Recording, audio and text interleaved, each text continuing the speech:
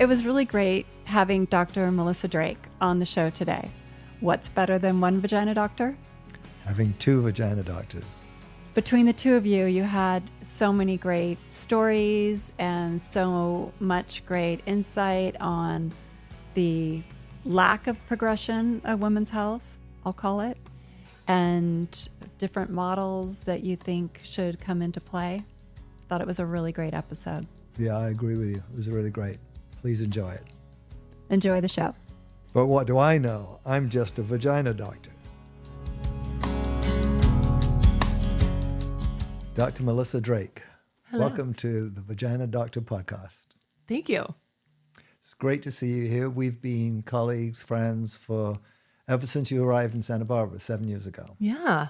We worked together a little at the time, and as soon as I met you, I knew you would kill it here. But it turns out you almost killed yourself with all of this. So Literally. let's talk about that. What happened? Talk about the life of an OBGYN the way you do it. Yeah. Well, you were kind enough to take me in when I came to town. So thank you for that. You were very, very kind and gave me some space to set up a tiny little practice here when I got to town, and was doing a little gynecology in your office when I first got here. And when I set out to really expand the practice and start doing OB and gynecology, it really exploded really quickly. And in about September of 2017, I think, was when I branched out and started the OB and GYN side of both. And within, I think 2 months or so, I was delivering anywhere from 20 to 30 babies a month. Wow. And I felt very strongly about doing all the deliveries myself. I was in a call group at the time, but I really felt strongly about doing all the care myself and doing all the deliveries myself. And I always joked around that even though I'm a young woman, I have a very kind of old school mentality, and kind of an old soul in that way. And that really helped me build the practice. And like I said, it really, I think, took off. And in a way, it sort of grew, I think, out of control a little bit, I will say. And by the time 2022 rolled around, I think at the height, my real toughest month, I think, was probably June of 2021. I think I delivered 45 babies that month, completely solo at that time. I didn't have a call group at that time, didn't have any backup. And that really takes its toll. Absolutely. That really, really takes its toll because that's not just deliveries. You know, when you're doing that many births, that also means you have, a ton of office visits during the day. And I had a fantastic, fantastic staff and a fantastic certified nurse midwife, Jessica Thrift, with me, who was just wonderful. And obviously running around, going back and forth to the hospital to do a delivery and then coming back to the office. Jessica was wonderful about holding the office down while I was in the hospital and managing to keep up with the tidal wave while I was out. But it really started to take its toll physically, just truly That's physically. A huge number of deliveries, and each of them take hours of your presence in labor and delivery. So it's not surprising that would just take its toll with you, and you had to change that. So what do you see as the ideal ways? Let's just say the numbers were perfect. I mean, you wanted to do all these deliveries yourself. Your patients certainly wanted that. But I've always felt that it was impossible to do OB the right way and have a life. Yeah. Have a life apart from that. And so, we have call groups. We may take our deliveries ourselves during the week and just have weekends off, or at least some weekends off, so in a call group of types. But it's nowhere near the numbers that you were dealing with. Yeah. And but there was nobody else. I mean, seriously, the reason why I said at the beginning of our talk today, I knew you'd kill it, because I knew how patients would like to be cared for. I knew your values. I knew that you listened to patients and that you gave them some autonomy. You involved them in their care. Yeah. So I think that the way the system is set up now is that it comes down to a lot of it as being financial. It costs a lot of money to run a practice. And, especially in Santa Barbara. Especially in Santa Barbara. And insurance companies don't pay that much. Unfortunately not. Yeah. If you think about how the insurance model is set up, they just force physicians to work in volume. Yes. And as a patient, it's awful, because patients, especially in obstetrics, you only see your physician for a lot of the pregnancy once a month. Yeah. So you sort of, you're pregnant, you're hormonal, you're anxious, especially, up until 20 weeks or so, you may not be feeling your baby move. You're saving up all your questions for the month, and then you may only see your provider for 5 minutes, 10 minutes. You may wait in the waiting room for an hour, but you may only see your provider for 5-10 minutes. Mm-hmm. You have to get all your questions in. Your provider has to get all their questions in. They have to get a physical exam in. It's completely unsustainable in that model. It makes zero sense. Right. It just does not work. And I wasn't doing it like that. No. I was the problem. Seeing, I was not having people in there for 5 minutes. I was regularly seeing patients because I was letting people sort of sit and talk for as long as they needed to. My staff was insane with anger at me. They were like, for God's sake, Drake, you got to move faster. Yeah. Patients are going to riot in the waiting room if you don't move faster. I was like, I can't hustle people. It's just not fair. Right. People cannot be hustled in pregnancy. I resolved that problem in my practice many years ago by taking on a midwife. Yeah. And she actually was the primary care for that patient. She would they were her patients. They were seen by her in the office all the time, and she'd take half an hour with each or more. And she maxed at 10 patients a month. She would call me when they went into labor, so I'd know. And so I was then on call and available in the event of any indication for me to be in the hospital, like forceps deliveries, vacuums, C-sections, episiotomy repairs of certain types. And it worked really, really well. But the volumes were down. Mm-hmm. And I'd meet the patients beforehand, so they'd have a couple of visits with me, and my line to them was, if you're lucky, you never see me again. and they were fine with that. Yeah. Well, I was fine with that.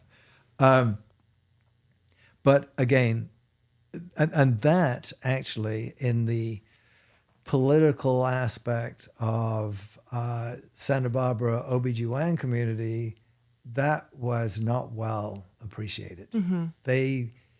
My colleagues did not like the fact that I had a midwife. Yeah. And that was, I guess it was competition. Yeah. We had rules and regulations associated with that, so it was perfectly clear. We were on national standards of what midwives were able to do. And I've always been a bit surprised that nobody adapted or adopted their current situations or adopted this business plan or this method, because it was perfect. I have people that just run into me in the street now and say, "Oh yeah, you were Judy's backup." Yeah. You know, and they say that was just the best experience. It was tremendous. We were looked after. We felt confident, and she was there, you know, like the labor room nurses generally. Yeah. Just there, hands on all the time. Yeah. She was there because she could do it with the numbers. The insurance doesn't, medical insurance doesn't enable that Yeah. at all. And now we're in a situation where, which is very, very good safety-wise for patients, but not ideal for patients, which is having a hospitalist program. Yeah. Hospitalists being board-certified OBGYNs who are just in labor and delivery, and they just deliver all the patients that come in. Yeah. And they will look after patients for the other docs. If they're not available, they're busy in the office. It's not ideal for patients because the patients have never met those physicians before. So they may be really well looked after. Yeah. And it may be the only way that it works out financially for have a program that works, but it's not ideal for patients. Yeah. So it does Truly, seem... safety-wise for patients, the safest possible thing for patients would be midwifery care, Absolutely. like you were doing. Yeah. Because it's been shown in study after study all over the world Right. that midwifery care is safest for patients. Yes. Low-risk patients, Yep. which really most people are best cared for in midwifery care. We know this. And the times that I got involved with the midwifery patients was few and far between. So I could have been looking after 40 or 50 patients a month just by being backup Yeah. and being able to make it work. Yeah.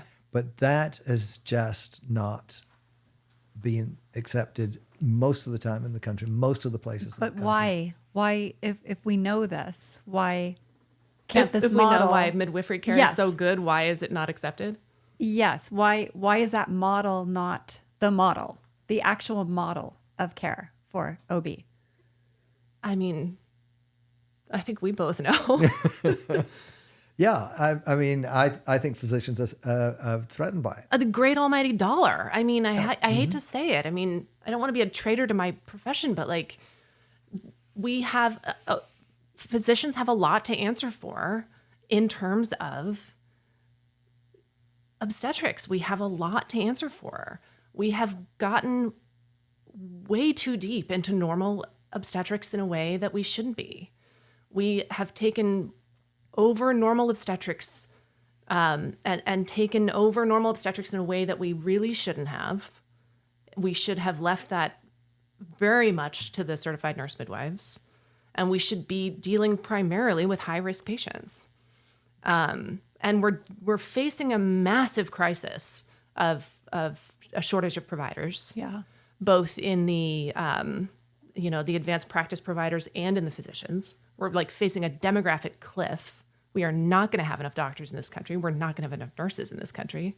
That was pre-COVID, not even facing the crisis of resignations and early retirements that COVID is going to hand us. We are not going to have enough providers in this country. We should have been investing in this 10 years ago, 15 years ago. We should have, we need like a FDR style, like Peace Corps of midwives in this country. And we are just not investing in it. But it's a problem of frankly, physicians taking over normal obstetrics in a way we just shouldn't have. People are like, oh, Drake, why is your C-section rate so low? I'm like, frankly, because a lot of people don't need me. Absolutely. A lot of patients should be cared for by midwives. Yeah. Yeah. Yeah, it's. I've always said that in this country, having gone to medical school in Britain, and actually first deliveries I did were my instructors were midwives. Me too. They were telling me how to do it, and getting mad at me if I didn't do it their way. But they were the experts, and the American population has not population physicians, but the populations of society have always wanted specialists to do certain things. And so the OB patient goes to an obstetrician. And as you say, they don't need that obstetrician for the vast majority of cases. And again, it just becomes a problem that is almost unsurmountable without radical change. Yeah. And it's ridiculous. Yeah. And it's actually, the average OB obstetrician that comes out of a residency program is a very good OB. Mm-hmm. They can deal with high risk patients, and as time goes on, they become less and less competent. Mm-hmm. Because I'm not wishing to be rude about this, but you do, unless you deal with these high-risk situations. And yet now we have high-risk maternal-fetal medicine specialists who take care of those. Mm-hmm. So really, what did we go to residency for? To be a midwife? Mm-hmm. My diplomas from England actually do give me a degree in midwifery. Do they? And so... It's just strange the way things have worked out in that regard, but it's not being good. Yeah. When I was in my residency, we'd only just started doing fetal monitoring, mm-hmm. and we were doing a study in Denver General Hospital of looking at patients that had electronic fetal heart rate monitoring, and the residents looking after the patients, and we had another group who had midwives looking after them, and actually they weren't midwives; they were L&D nurses.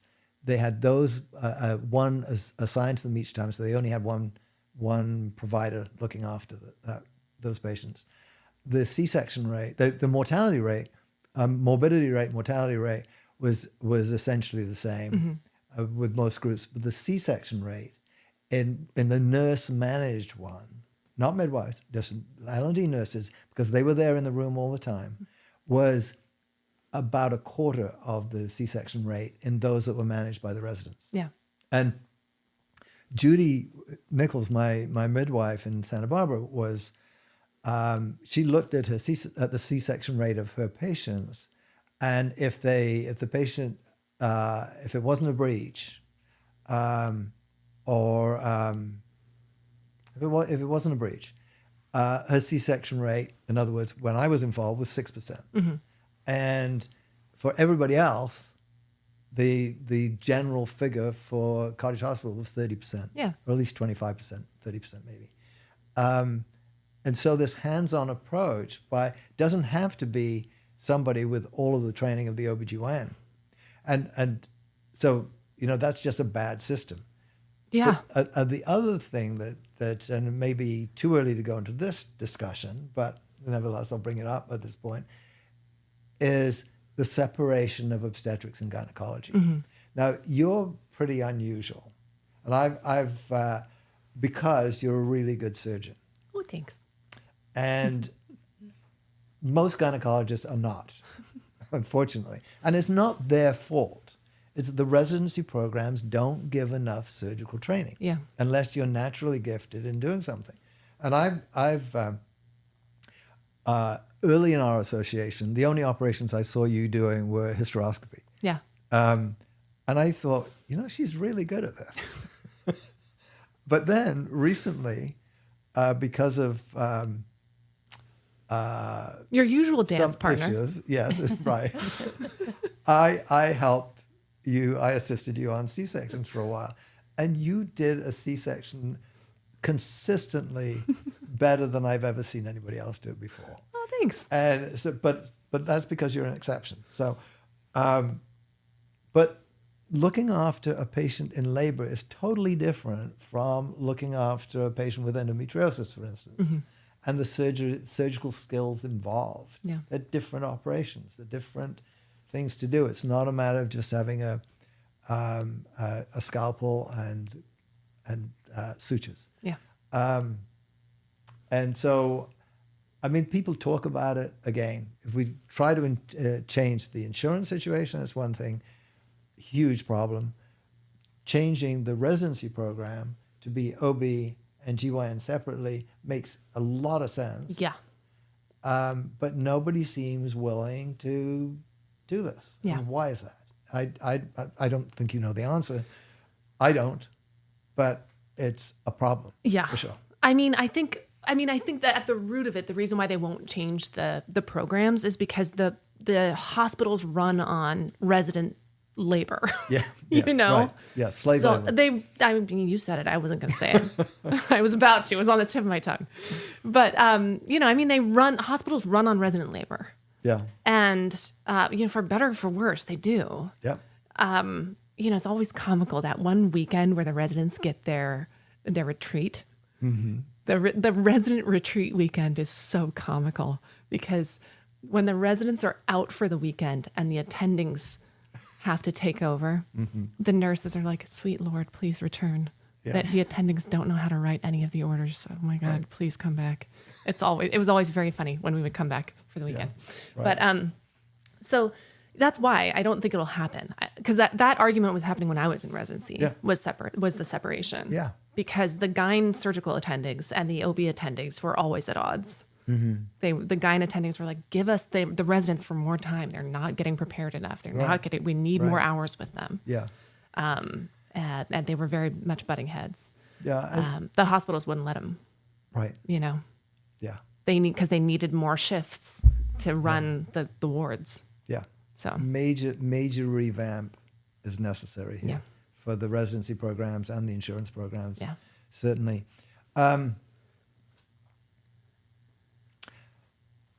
There was a time when, earlier in my career, when husband coached childbirth came along, and husbands, for the first time, came into delivery rooms, and then became coaches because I don't know who started this. I don't know why Bradley. it was started. Oh, maybe that was it. Okay. In my experience, husbands are terrible coaches, and I was one of those. So, when I was one of my children was being born, the nurse looking after my wife told me to get out of there and go and have a meal downstairs in the cafeteria. She didn't want me there. because you were that unhelpful. I guess, yeah, I was not.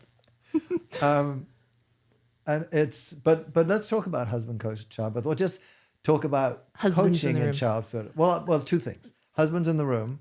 I think it's great. There's You a know? fabulous. I want to share it with you because there's a fabulous video. It's sort of a man on the street interview video, and I think it's from Britain, and I think it's in the 40s. And it's just a woman interviewing random men on the street. Like, do you think men should be in the room for the birth of their babies? And you'd think that these men, I mean, they're all sort of, you know, very stoic hatted men in the 40s. And you'd think these men would say, dear God, no, certainly not. No. Almost to a man, they're saying, yeah, I want to be in there. That's part of, you know, I absolutely, yes. Yeah, I want to be in there. I want to be a part of that.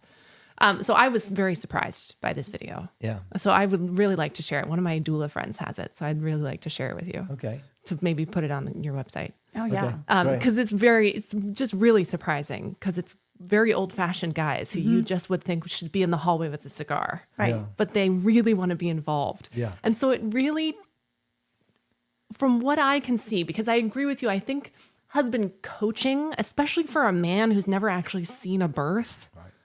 If a man's never seen a birth, I'm not entirely sure how helpful his coaching is going to be. Right. But there is something to be said for calm masculine energy in the room. Calm masculine energy, especially if there's a healthy relationship, is incredibly helpful for a woman. If she can, there is something about like a physically strong man that a woman can physically lean on, especially if she's unmedicated. Yeah.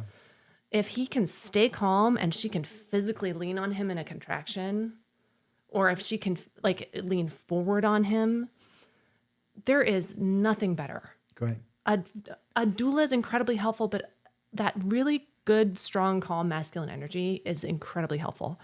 But it's Now- not instead of. It's not in instead addition. of, it's an addition. Right. And so that is one thing sometimes men will worry that a doula will come in and replace them. It's absolutely not the point of a doula. A doula is there to support the dyad, the husband-wife dyad. I will tell you too, it's incredibly helpful for marriages.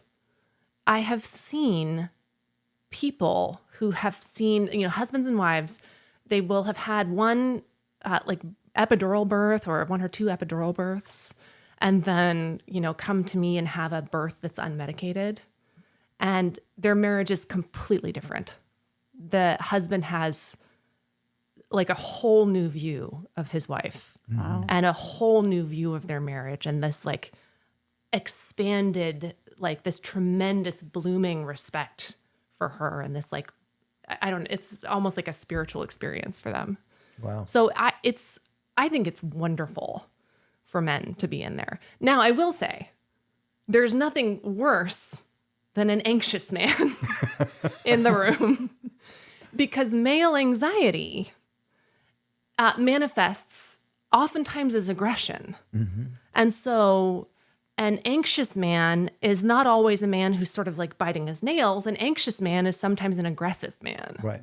And he might be aggressive with me. He might be aggressive with the nurse. Right. And that can really mess with a laboring woman, right, and can even stall labor out. Like I've seen women end up with epidurals because their husband is anxious. Yeah. So yeah, it can very much go both ways. Right. Yeah. Absolutely. Another subject that is close to your heart, I know, is vaginal birth after C-section. Mm. And again, this is something that's been shown to be safe under the right circumstances, but there's still been a lot of reluctance on the part of the medical profession to accept this. I think we both know why. But what way is there around this? Is it the hospitalist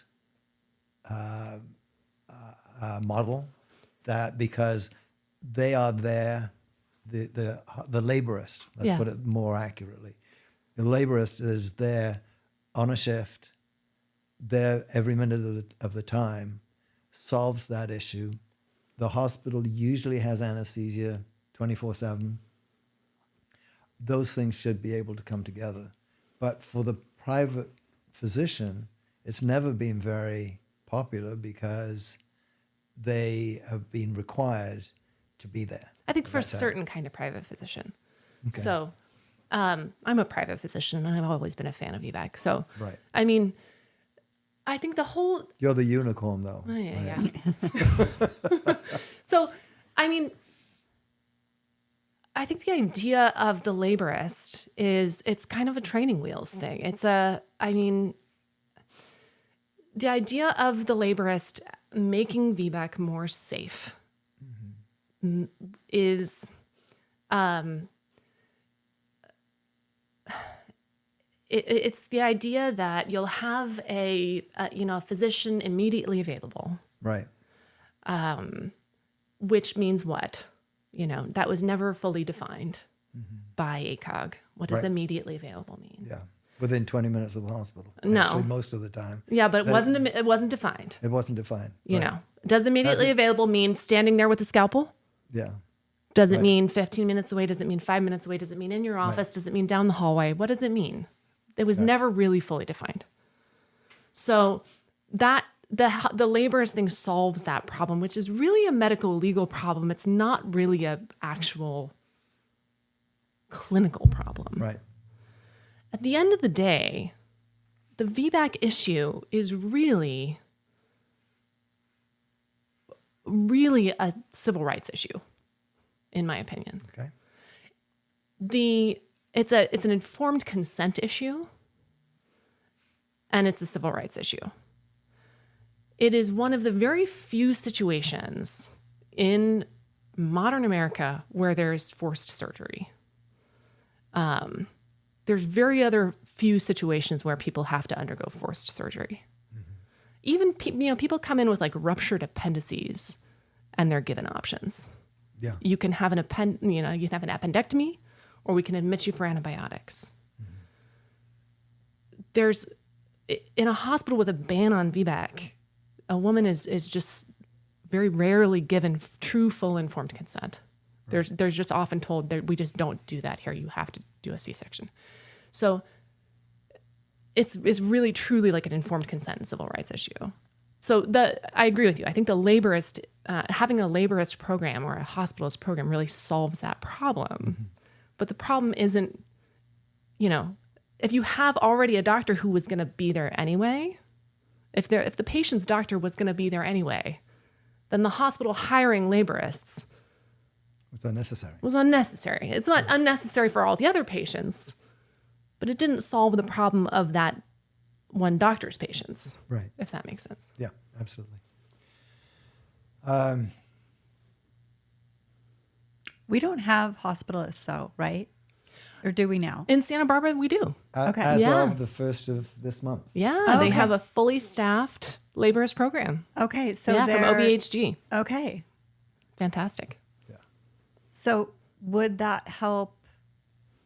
Like, we were thinking when everything sort of blew up with OB and you closed your practice, Yeah. and we were thinking, because we get a lot of calls for OB in the office, and people are pretty frantic when they call. They can't get in anywhere. I mean, in the stories we've heard, and we're trying to get people in for first trimester care, just so they have a place to just feel safe in those first, 6 weeks of time where they're anxious and, they want care, even though there's not much yet, to, but we were thinking, well, if they, and Duncan, help me out here if I'm not remembering this correctly.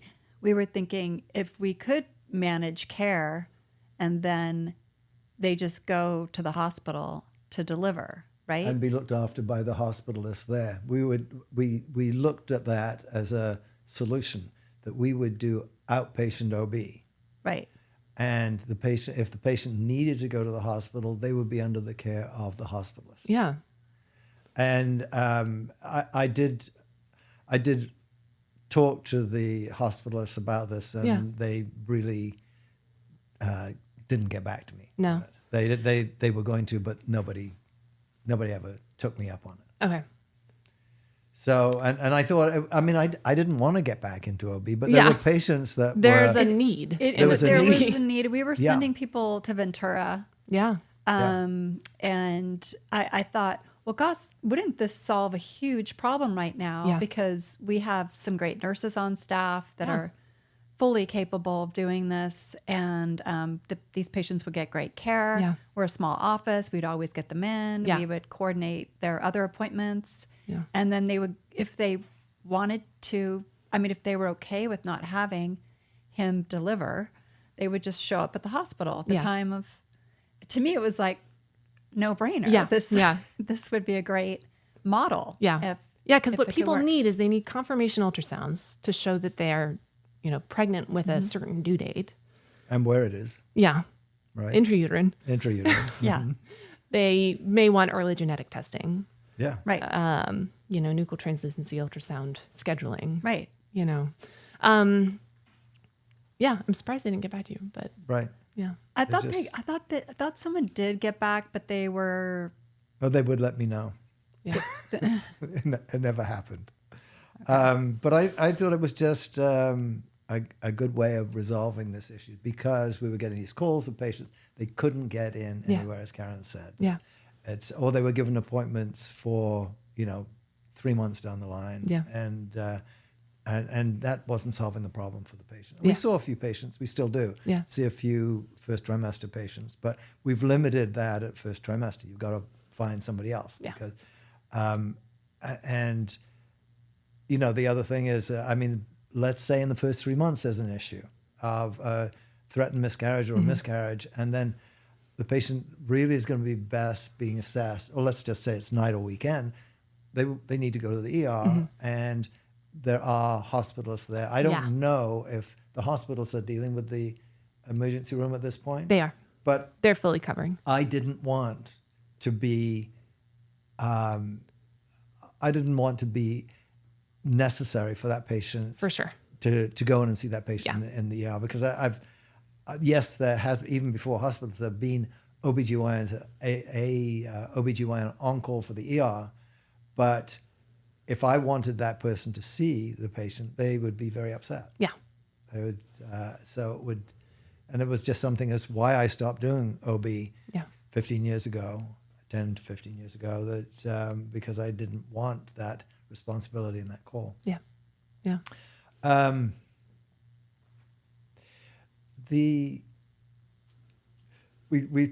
talk sometimes about, and we laugh about things that happen in OBGYN, because there are funny things that happen from time to time. And we were talking recently about, I work up in Hayward in the Bay Area some of the time, as you know, and I've seen more pathology up there in a year than I saw in 10 years in Santa Barbara. Yeah. I mean, just, it's remarkable what comes across the doorstep. I believe it. But compared to our little hamlet down here. We may not wish to publicize this as part of the podcast, but I'm going to go out. So you may choose to take it out. But I wanted to just mention some things that are found in the vagina sometimes. And not all of it is my experience, because it's what I've been told by other practitioners of things that have happened. But some of them did happen to me. Ah. And the things that have been found in the vagina have included goldfish. Like the cracker? No. Like a gold, like not like the chips. A goldfish with scales. Like a real fish. Alive? Not anymore. Gross. Why? To what end? Well, the story was that the patient took the goldfish in the bathtub with her. But I think it was some other indication. What on earth? Because I've heard of like a fish pedicure, you know?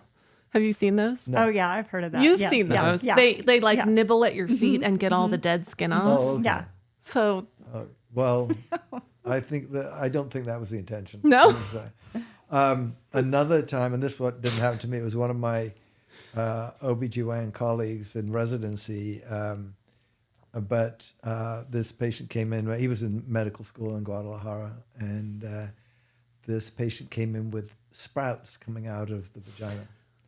And apparently it was sprouts from a potato. what? And the potato was in the vagina, and Like an Idaho spud. yeah, but being a cool, dark, warm place, it sprouted, Dear God. and so there were sprouts coming out, seeking light. Seeking the sun. How long had it been in there?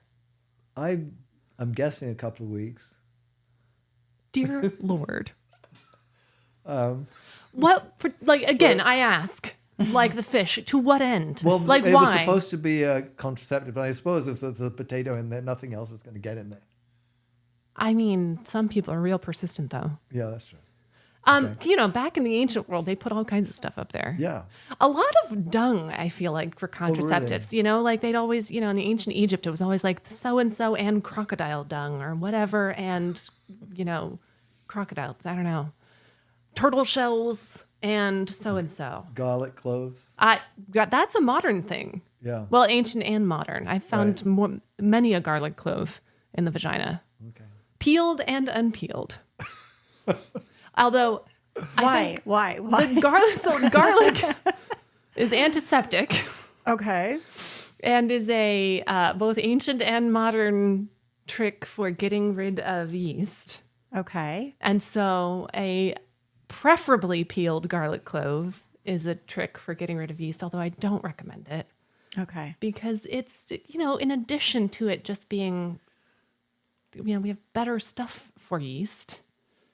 Foreign objects up there are just Right. not advisable. Also, it's got edges. Yeah. It's got sharp bits. Talking about sharp bits. I just don't love it.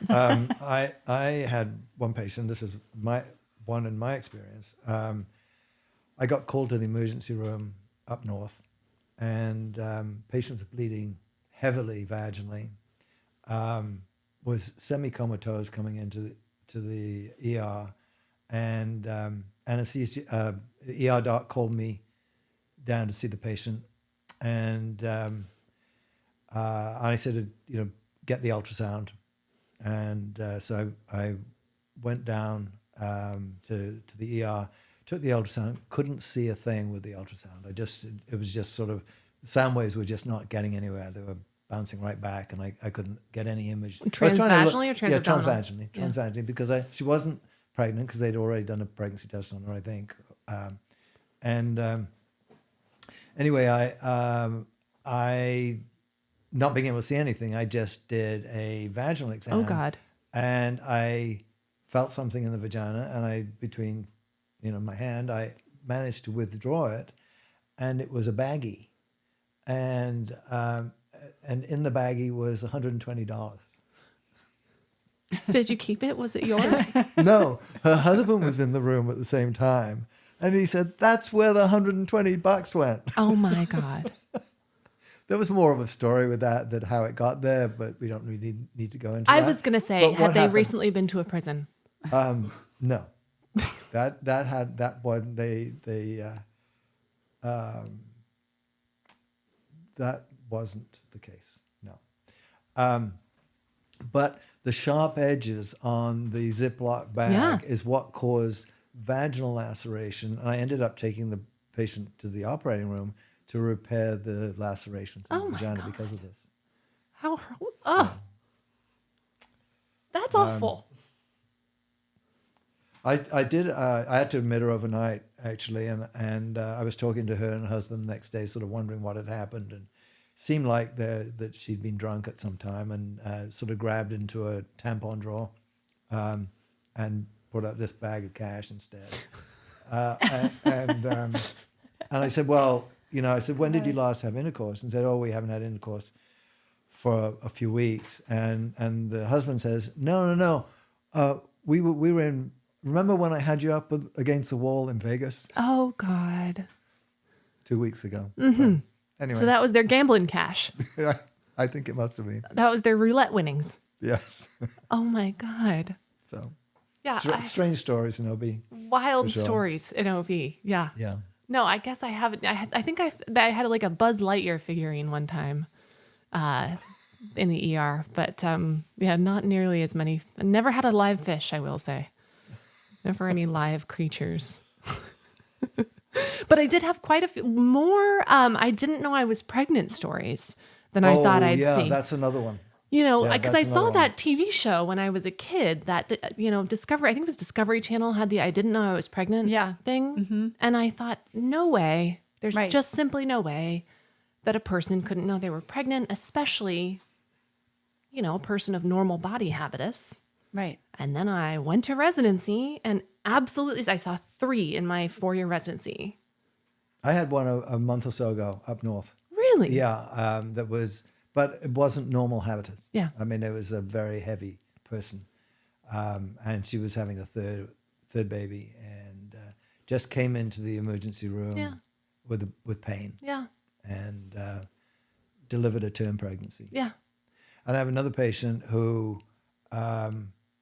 came in having delivered a baby at home, but they'd been trying for a while to get pregnant and hadn't been successful, they thought. And then one morning woke up and there's a baby in the bed with them. What? That is like a fairy tale. So.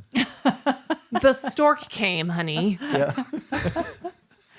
That is like a fairy tale. No, but she had pain and stuff. I remember that story. Like, yeah, but it was first, she'd never been pregnant before. Yeah, she had, apparently. It's just the Virgin Mary. Oh my God. Yeah. No, I saw a lady who was sort of 6 feet tall and maybe 135 pounds. Wow. Spit out a baby. Yeah. Sort of came up to labor and delivery. I have a stomach ache, broke her water, and had a 7-pound baby. I would say so weird. For patients that are pregnant and don't know it versus those who think they're pregnant and aren't. Yeah. There are actually more of those. Yeah. There are patients coming in and saying they're